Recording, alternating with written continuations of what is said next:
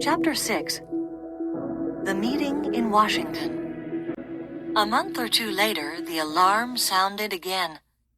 This time, Karen was in front of the scanner. She went quietly with the men in white coats, but after her shower, she asked them a lot of questions about safety in the factory. They didn't answer any questions. They just got angry. They knew she was on the union committee, and they were afraid of her. All the managers knew that Karen was on the committee because she always had a notebook in her hand. In her notebook, she wrote down all the scanner alarms, every shower, and every other danger in the factory. She asked a lot of people a lot of questions, and always wrote the answers in her notebook. The notebook was getting full. In September 1974, the Union Committee had a meeting. Everybody could see that safety at the factory was getting worse.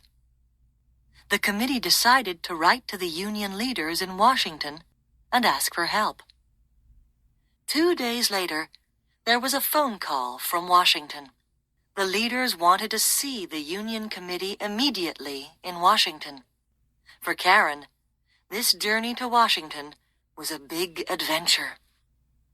She wanted to see the White House and all the other famous places in the first city of the USA. But she had very little free time. She spent nearly all the time at a long meeting. At first, the leaders just listened to what Karen and the others said about the factory. Their faces got more and more unhappy. Karen explained what was happening.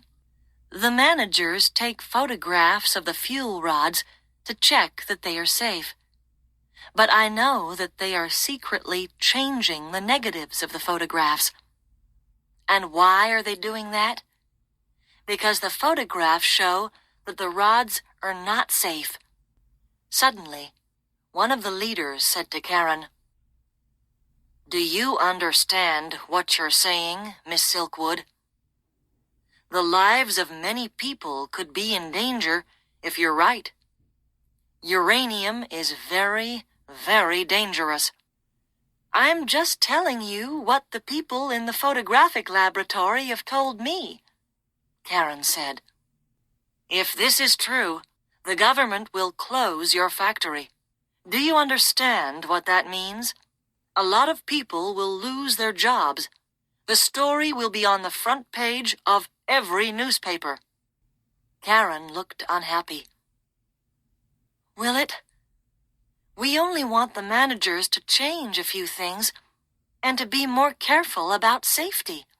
I think it's already too late for that." After the meeting, one of the leaders stopped Karen outside in the corridor. "Just come with me for a minute, please," he said.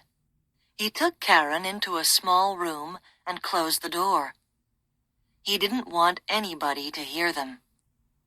"Karen, we need proof about these negatives. Without proof, nobody will believe our story. Can you get some for us?"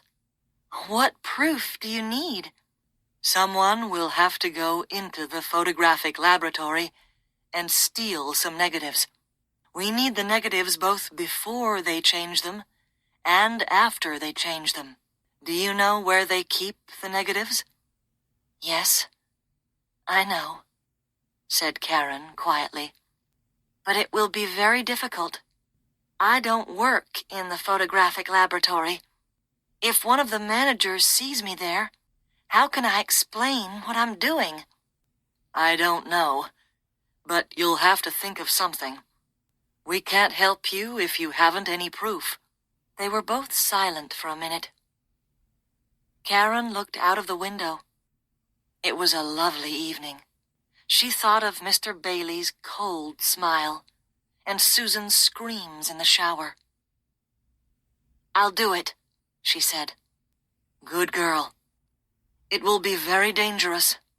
Nobody must know what you're doing. Not your friends on the committee. Nobody. I'll be the only person who knows. I'll phone you once a week, and you can tell me how you're getting on." "Nobody? Can't I tell my boyfriend, Drew?" asked Karen. "No, it could be dangerous for anybody who knows." "I see. Okay, I'll do what I can," said Karen slowly. "Be very, very careful. You're a brave girl. I'd like to thank you for agreeing to do this." Karen stood up. Outside the window, the sun was still shining, but she felt cold and lonely. "Can I phone you if I need to speak to someone?" "Of course. Anytime, day or night. This is my card with my name and phone number."